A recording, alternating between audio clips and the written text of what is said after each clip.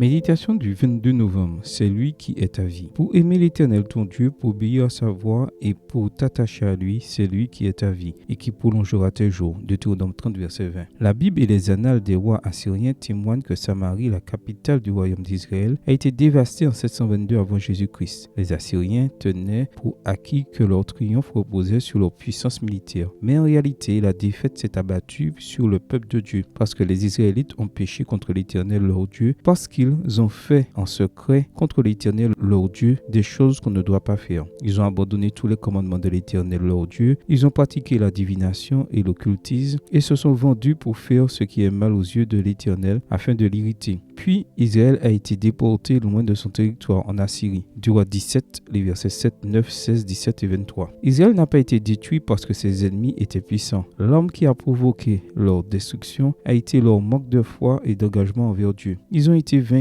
pour avoir placé leur confiance en l'Égypte et non en l'Éternel. Ils ont été détruits parce qu'ils ont abandonné le Dieu créateur pour adorer des images faites par des mains humaines. On pourrait supposer qu'Israël a appris sa leçon et que l'exil a fait connaître à son peuple qui il devait adorer. Mais la vérité est qu'ils ont quand même continué à établir des lieux de culte pour les dieux païens. Ils craignaient l'Éternel, mais rendaient en même temps un culte à leur propre Dieu d'après la coutume des nations d'où on les avait déportés. 2 Rois 17, verset 33. Ils avaient l'intention de réaliser une chose que la Bible elle-même nous dit être impossible, servir du Seigneur. Se pourrait-il que nous tombions nous-mêmes dans la même pratique? Peut-être que nous nous disons chrétiens, mais que notre amour et nos intérêts se concentrent en même temps sur d'autres dieux, faits à notre image et ressemblance. Disons-nous aimer Jésus alors que notre volonté fléchit et que nous finissons par abandonner notre temps et notre vie à d'autres choses qu'au Christ. Si vous êtes tombé dans la tentation de vivre une double vie spirituelle, c'est aujourd'hui le bon moment pour prendre la meilleure décision. Aimer l'Éternel ton Dieu pour obéir à sa voix et pour t'attacher à lui. C'est lui qui est ta vie et qui prolongera tes jours. Ne faites pas l'erreur des anciens habitants de Samarie. Ne pensez pas pouvoir servir du Maître. Aujourd'hui, vous avez une occasion précieuse de vous donner de tout cœur au Christ et de lui permettre d'être pour vous la vie. L'ennemi ne pourra alors jamais vous détruire. Amen. Bonne journée à vous et que le Seigneur vous bénisse.